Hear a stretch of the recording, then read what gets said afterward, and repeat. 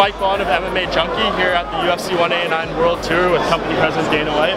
Dana, this is Toronto. What's this stop like compared to some of the others so far on this trip? What's your assessment of today? It's been awesome, and you know, Toronto is always amazing.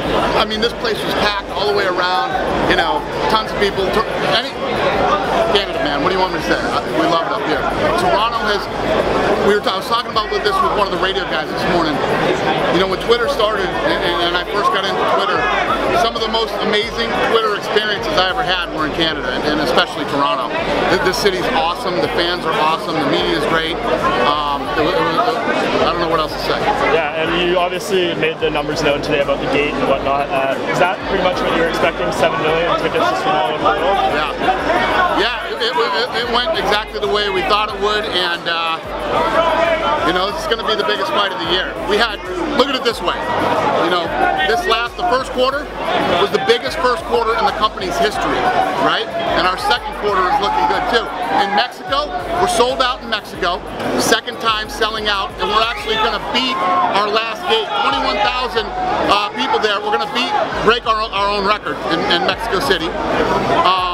The John Jones fight is a $6 million gate, which is the 4th largest in MGM history with us doing fights there. So first quarter was the biggest ever, and the second quarter is kicking ass. So when you say the biggest ever, do you just mean like the combination of pay-per-view buys and gate and everything?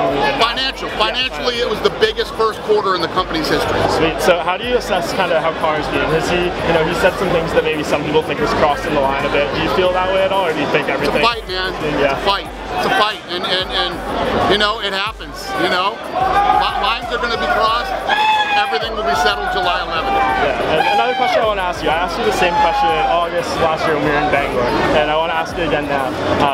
Looking back, what do you think was the more significant purchase, the WEC or Strikeforce? Because you look at everything Ronda Rousey has done, it seems like the purchase of Strikeforce alone was worth it for Ronda Rousey. Then you have Jose Aldo here and all these fighters. So, assessment. What do you still feel the same way? How about Pride? How about the purchase of Pride? Yeah, that too. But I'd say they're all pretty good. Yeah. You know, if you look at purchase of Pride, I mean, some of the biggest names in the sport. WEC created an entire division, a couple divisions for us, and you know, the Strikeforce purchase, you know, the big fights that Nick Diaz was involved in, and Ronda Rousey, the greatest athlete I've ever worked with.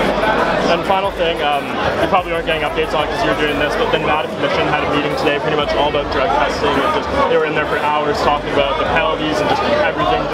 They didn't really come to any sort of resolution, it was more just to talk, but does that make you happy to hear that they're meeting and talking about what they need to do to, you know, take steps forward in drug testing and all that? Absolutely. But let me tell you what, the Nevada State Athletic Commission is in the best shape it's been in 6 years or whatever, you know? If you think back to the Ultimate Fighter a few years ago, before they got, you know, the new guy in there, every season of the Ultimate Fighter focused on how messed up the Nevada State Athletic Commission was and how bad everything was.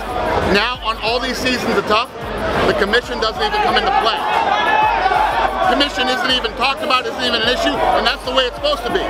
You're so good at what you're doing, nobody's even, you know, so it's in much better shape. It's getting better and better and better day by day. And then I guess actually final thing, sorry, how happy were you that the Drew Dober result was overturned with the non-tap tap? It would have been bad. It would have been so bad if it didn't get overturned. So unfair to that kid, who also handled it with nothing but class. And yeah, I'm really happy, and I really respect the Brazilian Athletic Commission for doing that. Thank you so much, David. Thanks, man. Good to see you.